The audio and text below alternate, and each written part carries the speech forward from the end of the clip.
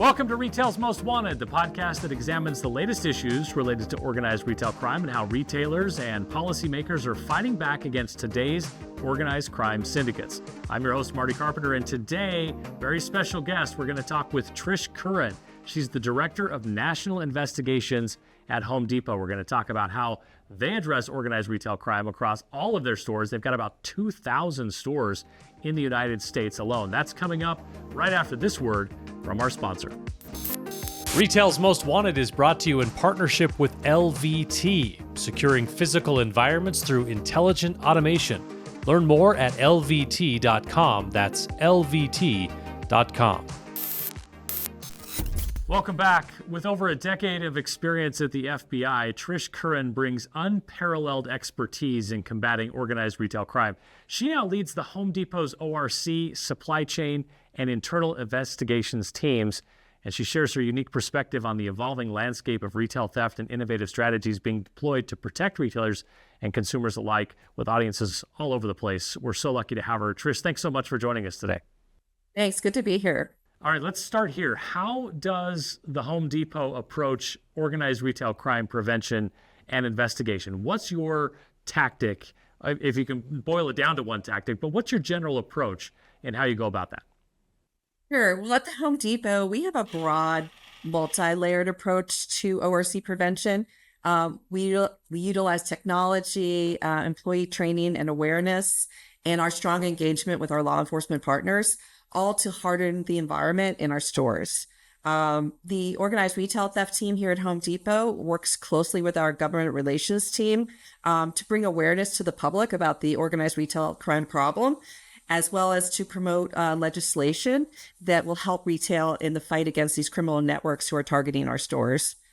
As to the investigations portion of your question, the Home Depot has 23 organized retail theft investigations teams strategically placed throughout the country to work with law enforcement to share information, share emerging threats, all to help these law enforcement officers build out cases to dismantle these organized retail theft networks which are targeting our stores.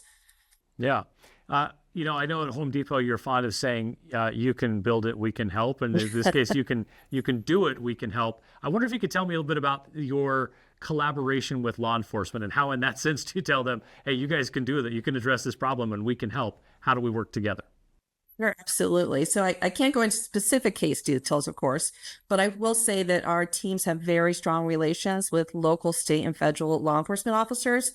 We work with them to, again, share emerging trends, share information, share equipment when they need it, all to help them build out cases to dismantle these networks that are targeting our stores.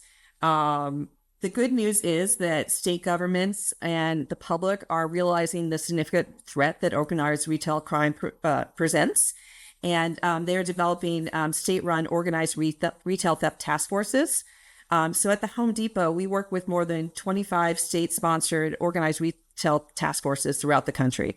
So they are a great help to us in, again, sharing intelligence to build out cases against these criminal networks that are targeting not just the Home Depot, but other retailers as well. So it's really important to have those relationships with law enforcement. You mentioned earlier relationships with elected officials and civic leaders, community leaders. I wonder if you could tell me about how technology plays into this. What role does technology play in your asset protection strategy? Sure. The Home Depot uses technology as part of our strategy to harden the environment in our stores. We're very proactive with the use of technology. We're always looking at new tech to help enhance our customer experience in the stores, as well as our security controls. It's definitely a force multiplier for us in our fight against organized retail crime. There's, for guys like me who occasionally have to do a weekend project, there's the trip to the store, there's the trip back to Home Depot, and usually the third trip back to Home Depot. And so you're always probably, I would think, trying to make that customer experience as seamless and painless as you can.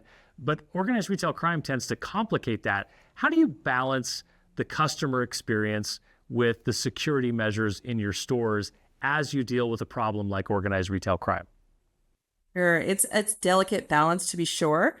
At Home Depot, we want our customers to have a warm, welcoming experience when they shop in our stores. But we have to do that while still ensuring the safety of our associates and our vendors who work in the stores. We make sure that our security features, such as cameras or off-duty police officers or our security personnel, are visible, yet not to the extent that they are going to have an overbearing presence and dilute the customer experience in our stores. Life safety of our associates and the public is always top of mind for us and a huge priority for us here at Home Depot. Yeah. I'm wondering, what challenges do you face? I mean, you guys are such a gigantic organization, right? There's a Home Depot in every city, it seems like. So what challenges do you face when you investigate or are part of a multi-state or multi-jurisdictional organized retail crime case? You've got people hitting maybe multiple, more than one of your stores. That might be one ring that's dealing with that. I just wonder what kind of challenges come into play with that and how you've addressed them.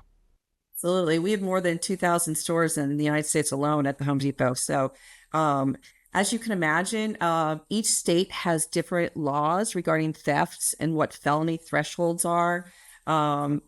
Different police departments have different resources and different personnel available to work these organized retail crime cases.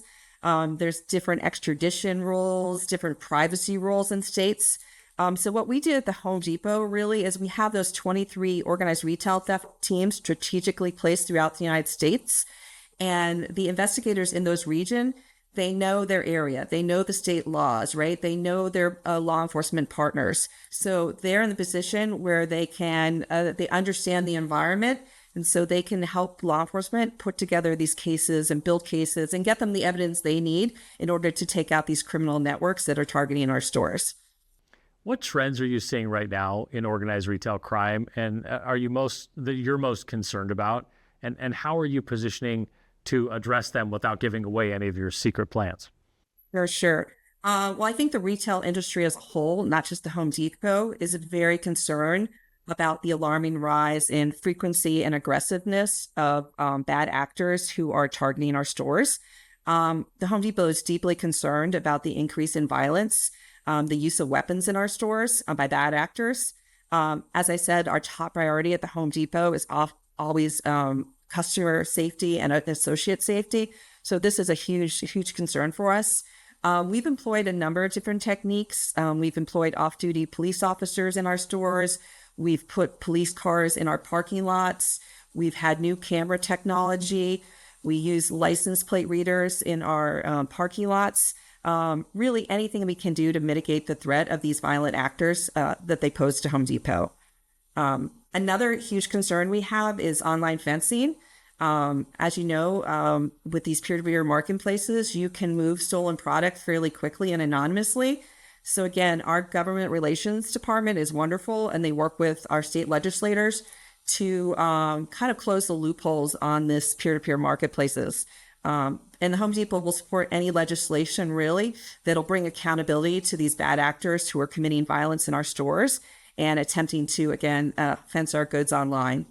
We've seen a little bit of trend of that, and I'll get you out of here on this one, but we've seen a little bit of a trend on this where governments have started to respond to the problem and saying, we noticed this in California in particular, where they said, we've gone too far in one direction. We need to make some course corrections so that we can get this problem a little more under control. Whether it's California specifically or anywhere where you see elected officials working on the problem, do you see a reason for optimism where the changes are being implemented and you're seeing a bit of a trend in the right direction?